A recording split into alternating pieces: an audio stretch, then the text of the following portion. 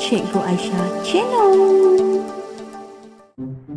Hai, Assalamualaikum, selamat sejahtera. Terima kasih bersama dengan Cikgu Aisyah Channel yang telah lama berehat, hampir setahun berehat.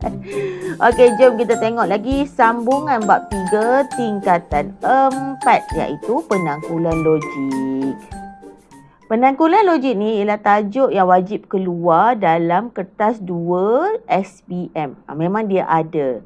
Walaupun dalam tajuk ini tidak banyak pengiraan yang panjang-panjang, tetapi ilmu matematik dan fakta, contohnya tentang kuasa 2, nombor perdana lah, nombor genap lah, nombor faktor lah. Maksudnya maklumat-maklumat, fakta-fakta tentang nombor kena tahulah supaya kita boleh jawab soalan dalam tajuk ni. Jom kita sambung penangkulan logik berdasarkan video yang lepas. Kalau tak ingat ataupun tertinggal video yang lepas, boleh tengok balik dekat bawah ni. Saya tunjuk ni. Tengok kat bawah tu, link kat situ. Baiklah, kita sudah sampai bahagian akas songsangan dalam penyataan. Bagi penyataan telah diberikan. Tentukan akas songsangan kontrapositif bagi penyataan berikut. Penyataan ni, okey, penyataan ni saya bagi satu penyataan. Contoh penyataan. Penyataan yang pertama kita bagi contoh dulu. Soalan bagi, sekiranya dia bagi soalan, jika X tambah 1 sama dengan 3, maka X sama dengan 2. Okey, ini adalah penyataan. Jadi dia minta daripada penyataan ni, tentukan akas. Akas ni apa? Kalau kita nak tulis akas dari penyataan yang diberikan ini, kita boleh tulis, kita terbalikkan. Terbalik macam mana? Macam ni. Jika kita ambil X sama dengan 2, jika X sama dengan 2, maka X tambah 1 sama dengan 3. Ni kita terbalikkan ni. Yang ni duduk dekat sebelah jika, yang ini duduk sebelah maka. Kita terbalikkan. Ini akas. Sekiranya penyataan ini dia minta untuk buat songsangan, maka penyataan ini kita songsangkan dia. Songsang macam mana? Kita salin yang ni. Yang ni untuk akas kepada penyataan ini. Ini songsangannya. Untuk yang ini, kita tulis jika X tambah 1 bukan 3. Sebab dia songsangkan penyataan itu, maka X tambah 1 sama dengan X tambah 1 sama dengan, saya dah terbalik ni. X bukan 3. Saya terbalik dah. Dia salin balik je. Cumanya kita pakai songsangan tu, kita tanda bukan tu lah. Sebab kita songsangkan benda tu. Right? Kontrapositif daripada penyataan ini pula adalah kita menterbalikkan songsangan ini. Macam mana? Okey. Kat sini maka kan? Kita tulis jika X bukan 2. Ambil kat bawah ni. Maka X tambah 1 bukan 3. Kita terbalikkan yang songsangan ni. Maksudnya kalau kita nak buat kontrapositif, kita kena tahu songsangan daripada penyataan ini. Okey. Jadi akas kita terbalikkan, maka dengan jika ni kita terbalikkan kedudukannya. Songsangan kita menidakkan penyataannya. Susunan semua sama. Dia tanya, kita tanda bukan kat sini. Kontrapositif daripada songsangan ni kita terbalikkan penyataan dia. Okay, ini contoh yang pertama. Contoh yang ada jika maka ni lah yang ada dalam bentuk X tambah 1 sama dengan 3, X sama dengan 2. Jom kita tengok contoh yang kedua. Penyataan yang kedua pula saya nak beri. Okay, ni contoh yang kedua. Jika R ialah sebuah sfera, maka R tidak mempunyai bucu. Ini penyataan. Maksudnya dalam soalan dia bagi macam ni. Dia tak bagi dalam bentuk persamaan, dia bagi dalam bentuk cerita. Jika R ialah sebuah sfera, maka R tidak mempunyai bucu. Okey, macam mana kita nak buat akas? Macam mana? Kita terbalikkan dia. Jika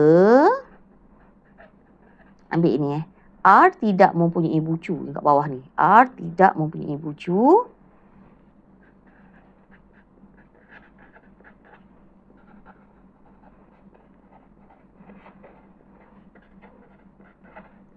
Maka ambil yang ni. R ialah sebuah sfera. Kita terbalikkan dia.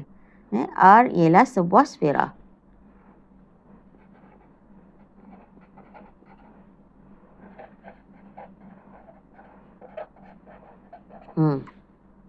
Ini dah bentuk cerita lah.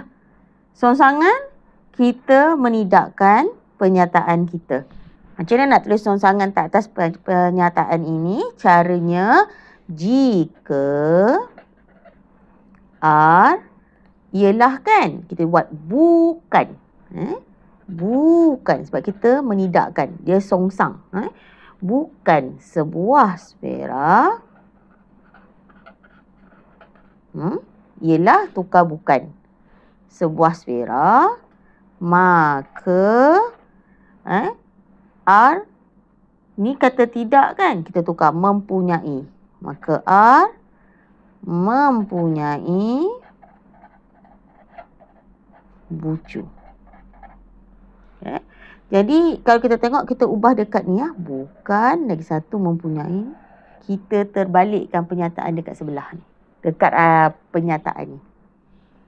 Right? Okey, kontrapositif. Kita terbalikkan kita punya songsangan untuk kontrapositif. Caranya, jika kita ambil ni, R mempunyai bucu. Ni, R mempunyai bucu.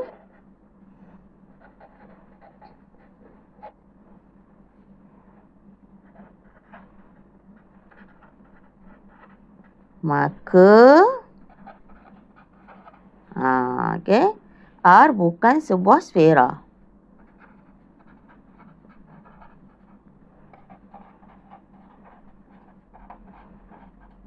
Tada!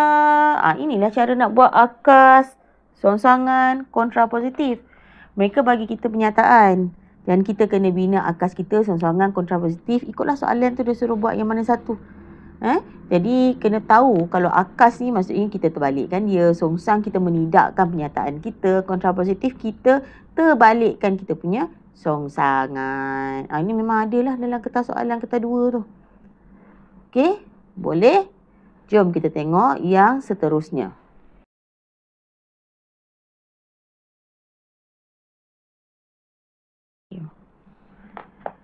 Okey, kita tengok pula tentang didaktif dan induktif. Tadi kita belajar tentang pernyataan, akas, songsangan, kontrapositif. Kita tengok pula apa itu didaktif dan juga hujah induktif. Jadi sebelum kita tengok contoh soalan ni, kita beri dulu maksud dia. Maksud bagi didaktif. Saya tulis kat sini didaktif. Tak adalah soalan tu tanya apa maksud didaktif. Tapi kalau kita faham didaktif tu apa, senang nak jawab soalan. Betul tak?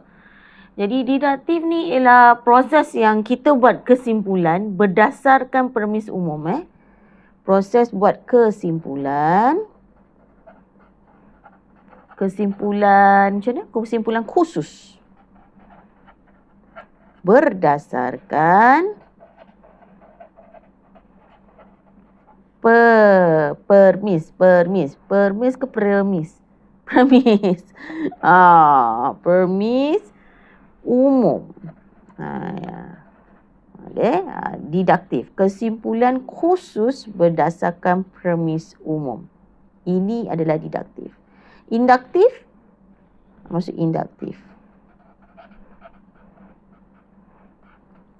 Induktif maksudnya kesimpulan dia terbalik. kesimpulan umum berdasarkan premis khusus.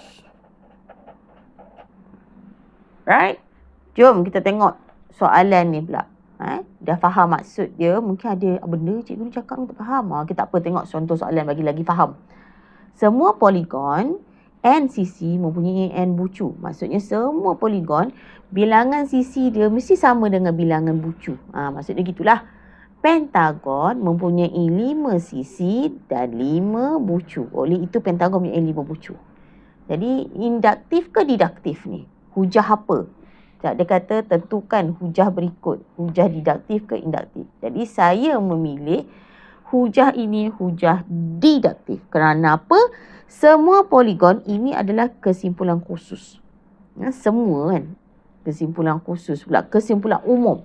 Umum. Sebab semua umum. Kemudian dia cakap kepada 5 sisi pentagon ada 5 sisi 5 bucu. Khusus. Mula dia cakap pasal semua. Lepas tu dia cakap khas untuk pentagon je. Jadi ini kita kenal dia sebagai hujah diduktif.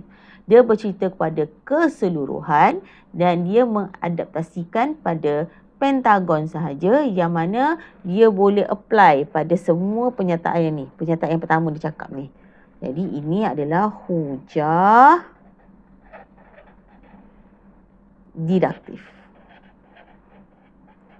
Daripada umum kepada khusus. Kesimpulan khusus berdasarkan premis umum. Itu maksudnya hujah diduktif. Okey, yang kedua pula. Ini dia bentuk persamaan. Dia bagi persamaan macam ni. Sama dengan 40. Persamaan macam ni. Sama dengan negatif 21. Oleh itu, dia bina satu persamaan. Satu persamaan yang umum. Ini khusus lah. Nampak ni? Ini khusus. Ini umum. Ini saya cakap dia hujah. Hujah apa? Hujah induktif.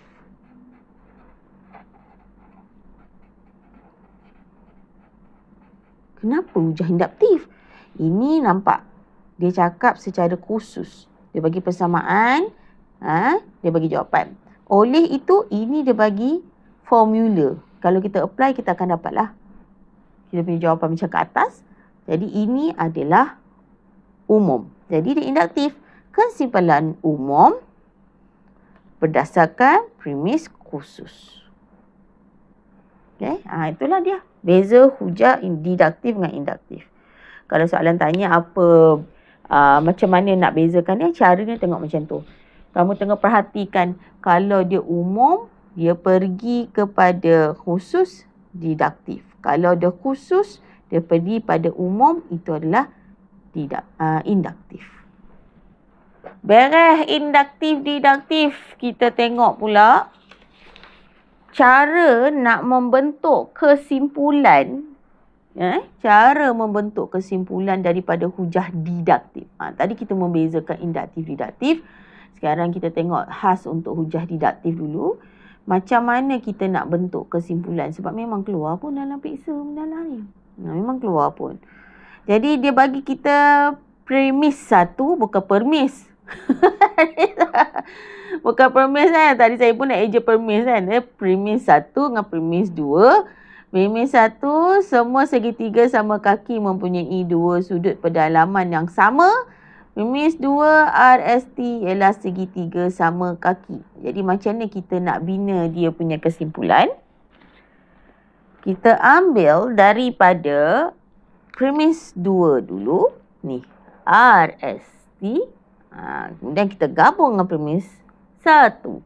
Mempunyai dua sudut pedalaman yang sama. Okey, kita tengok RST mempunyai dua sudut pedalaman yang sama. Kita ambil premis 2 dulu. Betul? Premis 1. Kita combine jadi dia punya kesimpulan. Okey, jom kita tengok lagi. Ada tak lagi soalan yang lebih kurang macam ni? Sebab yang ni memang keluar lah, Wak. Kerap keluar tau yang ni. Dia bagi ayat dan kita kena bina dia punya kesimpulan. Contoh yang ni. Premis yang 1 cakap, jika P ialah kuasa 2 sempurna, maka punca kuasa P ialah integer. Integer ni saya salah kira lah. PE sebenarnya ni. Integer. Premis 2 pula, 169 ialah kuasa 2 sempurna. Jadi kita nak kira, kita nak bina kesimpulan kita macam mana? Tak payah kira apa-apa lah. Ni ambil ni. 169 ni kuasa 2 sempurna kan. Kita kata kat sini integer. Kuasa 2 sempurna. 169 punca kuasa. Gitu. Ialah integer. Jangan ambil 169 sahaja. Kita ambil dengan punca kuasa sekali kat atas ni. Contoh lain.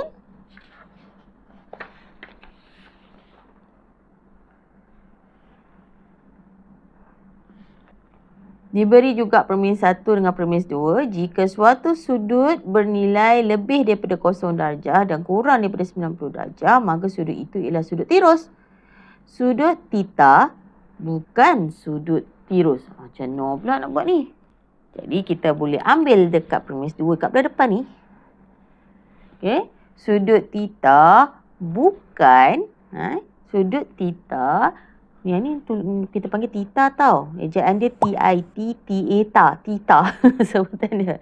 Sudut theta bukan bernilai lebih daripada 0 darjah dan kurang daripada 90 darjah. Okey.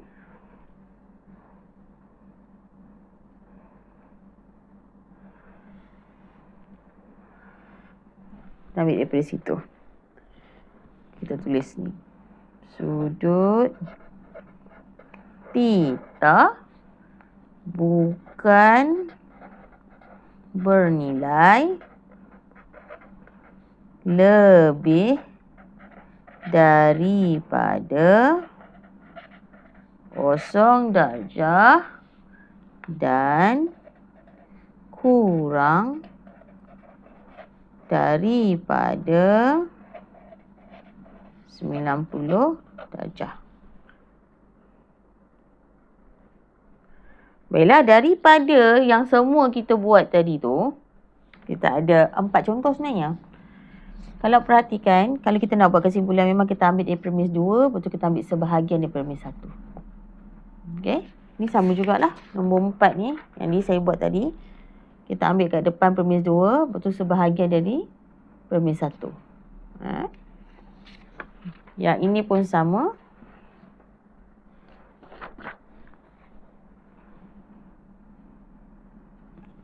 Ambil kat depan ini dan sebahagiannya dekat premis 1. Jadi kesimpulan ni kita bina berdasarkan gabungan daripada premis 2 dengan premis 1.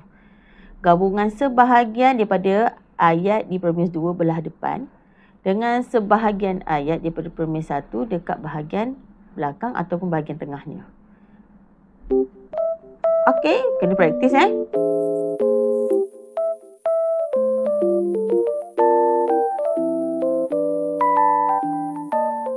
Cikgu Aisyah Channel.